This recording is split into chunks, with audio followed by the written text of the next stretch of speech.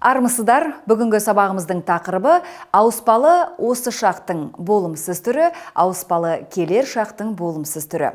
Отрицательная форма переходного времени глагола.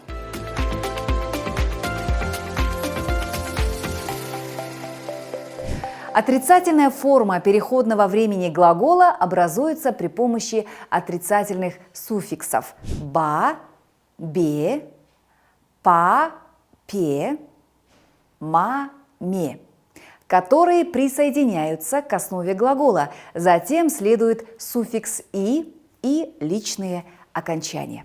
После звонких, а также после «ма», «на», «н», «з» добавляем суффиксы «ба», «бе» в зависимости от твердости и мягкости слова. Бүгін жазбаймын.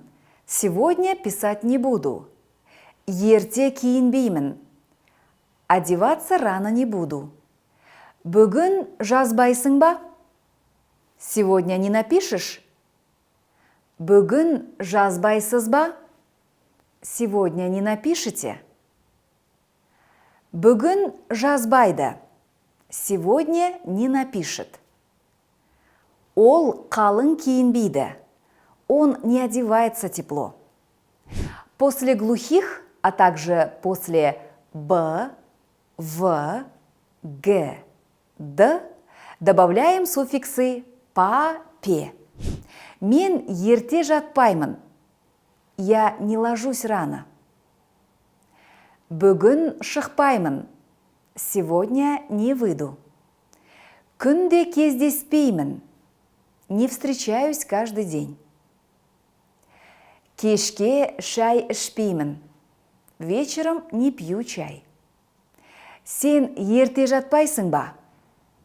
Ты не ложишься рано? Бүгін шықпайсың ба? Сегодня не выходишь? Күнде кездеспейсің бе? Не встречаешься каждый день. Кешке шай ішпейсің бе? Вечером не пьешь чай? А в остальных случаях добавляем «ма», «ме».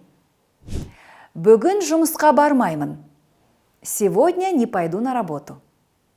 Музыка тыңдамаймын. Музыку не слушаю. Түнде жауап бермейсің бе? Ночью не отвечаешь? Үйге кірмейсің бе? Ты не зайдешь в дом? Бүгін емханаға бармайды. Сегодня в поликлинику не идет. Түнде жауап бермейді. Ночью не отвечает. Обратите внимание, есть одно исключение. К глаголу «оку» добавляем суффикс «а». Оқымаймын, не учусь. Оқымайсың, не учишься. Оқымайсыз, не учитесь. Оқымайды, не учится. И запоминаем окончание. Обратите внимание на таблицу.